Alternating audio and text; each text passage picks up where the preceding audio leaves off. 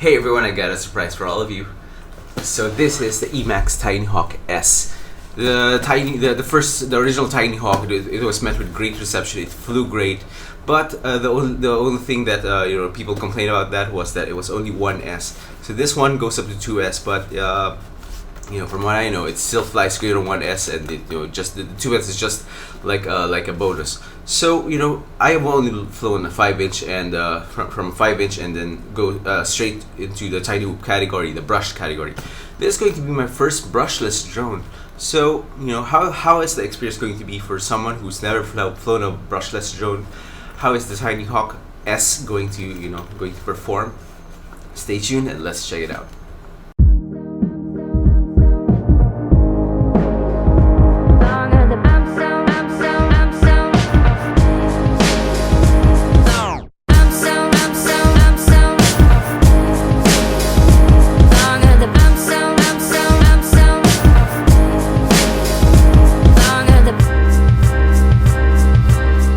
So let's go ahead and unbox this Emax Tinyhawk S.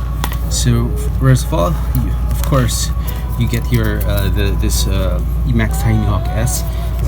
It has black frame, unlike the first version, the first Tinyhawk, which has white. Although I think it comes in a variety of different colors as well. But what I have heard is that these struts are stronger here on the Tinyhawk S than it was on the original Tinyhawk. So that is a change that they've made it stronger, so it's more impact resistant. So let's put that aside for a bit. We also get this 1S and 2S charger. So there are switches right here, so you can switch between high voltage and regular LiPos. But of course, we're going to be using the LiPos that come with it. This is the 450 milliamp hour 1S, and it also comes with a this 300 milliamp hour 2S battery as well. So there's a very big warning here that if you're going to be using 2S, you need to switch the rate profile or the PID profile for this, because by default the PID profile 1 is tuned for when you're using it for just 1S, but if you're using it with 2S, then you have to switch the PID profile. You get this tiny screwdriver, a spare pigtail, and spare bands, and the bands are what holds the batteries onto the Tinyhawk. There's the user manuals here, and a whole set of spare props. So that is it. We're not going to spend too much time on that. Why don't we just go ahead and put this Tinyhawk to its paces, fly it out, bind it to my transmitter, and try to see how it flies. Especially for me, it's going to be my first time to fly a micro brushless drone, coming from either from both extremes, a 5-inch or a 6-inch quad, and a brushed tiny whoop. 65mm tiny whoop is the latest one I've built. So we're going from the really smallest type of quad to the one of the standard mini quad size to this still very small. It still fits almost fits into the palm of my hand, just a little bit bigger than that. But yeah, let's just go ahead and see how this flies. So putting this on the scales, you see that the Tinyhawk is just 28 grams, and it's very nice, very light. In comparison, my 65mm brush hoop is around 20 grams. So Tinyhawk is 28 grams. With the 1S battery, it is around 41 grams. And there's my 2S battery. So with the 2S battery, it weighs in at 43.4 grams, which is like 2.2 grams heavier than the 1S. So that's very light. Let's go try it out, see how it performs in actual flight. I'm not sure if you can see, but the flags are waving. It is currently the day here. I'm not actually sure in terms of the wind and for on 1S or even on 2S. But you know what? Let's wait a little bit to see if the winds will die down, and even if they don't, let's see how it performs in this condition. Ain't no place to hide, ain't no one to run to. If you don't wanna change,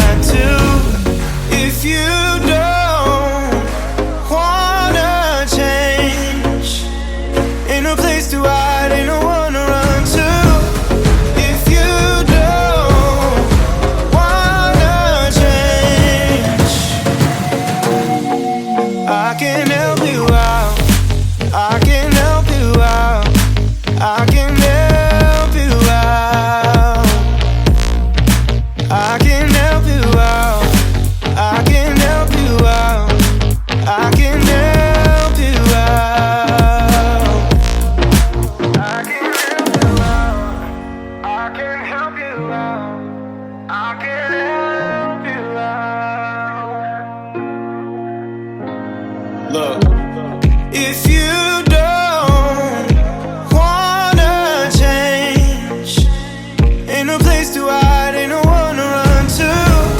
If you don't wanna change,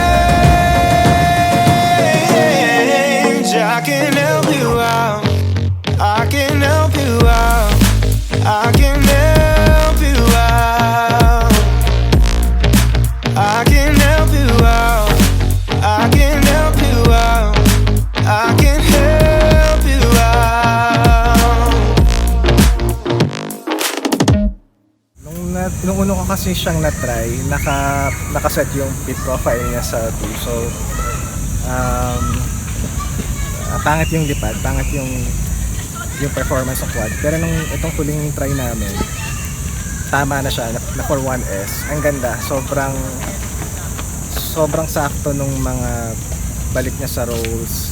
Tapos walang problema sa pagpawit sa dive. Ganda. Excited akong i-try siya sa 2S naman.